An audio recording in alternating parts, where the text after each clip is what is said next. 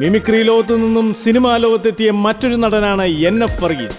കൊച്ചിൻ കലാഭവൻ, കൊച്ചിൻ ഹരിശ്രീ തുടങ്ങിയ മിമിക്രി ട്രൂപ്പുകളിൽ senior mimicry ആർട്ടിസ്റ്റും ട്രൂപ്പ് മാനേജരുമായിരുന്ന NF വർഗീസ് കൂടുതലും പരിപാടികൾ അവതരിപ്പിച്ചിട്ടുള്ളത് കൊച്ചിൻ ഹരിശ്രീ എന്ന ട്രൂപ്പിനു വേണ്ടിയാണ്. ആദ്യകാലത്ത് കൊച്ചിൻ കലാഭവനിൽ സിദ്ദിഖും ലാലും ജയറാമും സൈനുദ്ദീനും കലാഭവൻ റഹ്മാനും ഹരിശ്രീ അശോകനുമൊക്കെയായിരുന്നു NF വർഗീസിന്റെ മിമിക്രിയിലെ സഹപ്രവർത്തകർ. നല്ല ഘനഗംഭീരമായ ശബ്ദത്തിന് ഉടമയായിരുന്ന NF വർഗീസ് പരിപാടികളുടെ അവതാരകനും അനൗൺസറുമായി. ഒപ്പം മിമിക്രി സ്കിറ്റുകളിൽ കോമഡി ക്യാരക്ടർ വേഷങ്ങൾ അതിഗംഭീരമായി അവതരിപ്പിച്ചു. പിന്നീട് കൊച്ചിൻ ഹരിശ്രീയിലേക്ക് മാറിയ NF വർഗീസ് ഹരിശ്രീ അശോകനും ദിലീപിനുമൊപ്പം രമേഷ് കുറുമശ്ശേരി, ഏലൂർ ജോർജ്, സന്തോഷ് കുറുമശ്ശേരി എന്നിവരെ ഉൾപ്പെടുത്തി Cochin Harisree mimics troupe set ചെയ്തു. ഈ മിമിക്സ് ട്രൂപ്പിന്റെ ട്രൂപ്പ് ലീഡർ NF വർഗീസ് ആയിരുന്നു.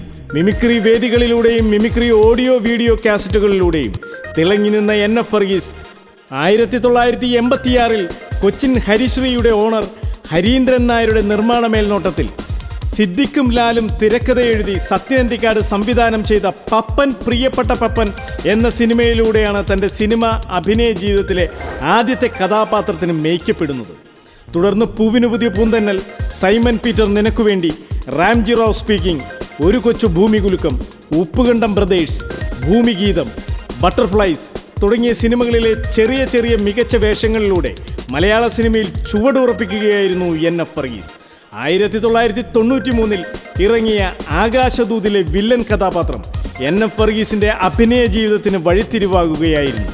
തുടർന്ന് സ്ഫടികം, സമുദായം, അക്ഷരം, ലേലം, കുടമാറ്റം, പത്രം, നരസിംഹം, പ്രജ, ദുബായ്, രാവണപ്രഭു, നന്ദനം തുടങ്ങിയ സിനിമകളിലെ വില്ലൻ വേഷങ്ങളും ക്യാരക്ടർ വേഷങ്ങളും NF വർഗീസ് എന്ന നടന്റെ അഭിനയ ജീവിതത്തിലെ നാഴികക്കല്ലുകളായി മാറുകയായിരുന്നു. നല്ലൊരു ശബ്ദത്തിനുടമയും മികച്ച ഡബ്ബിംഗ് ആർട്ടിസ്റ്റും കൂടിയായ NF വർഗീസ് ആയിരുന്നു കുലപതി എന്ന സിനിമയിൽ പ്രശസ്ത തമിഴ് നടൻ രാധാരവിക്ക് ശബ്ദം നൽകിയത്. തൻ്റെ 16 വർഷത്തെ അഭിനയ ജീവിതത്തിനിടയിൽ നിരവധി ശക്തമായ വില്ലൻ കഥാപാത്രങ്ങൾക്കും ക്യാരക്ടർ കഥാപാത്രങ്ങൾക്കും ജീവൻ നൽകിയ NF വർഗീസ് മലയാളത്തിലും തമിഴിലുമായി 100-ൽ പരം സിനിമകളിൽ നിറസാന്നിധ്യമായി നിൽക്കുമ്പോഴാണ് തൻ്റെ 53-ാമത്തെ വയസ്സിൽ കാർഡിയാക് അറസ്റ്റിനെ തുടർന്ന് 2002 ജൂൺ 19 ജീവിതത്തിൻ്റെ വെള്ളിത്തിരയോട് വിട പറഞ്ഞ് മരണത്തിന് കീഴടങ്ങിയത്.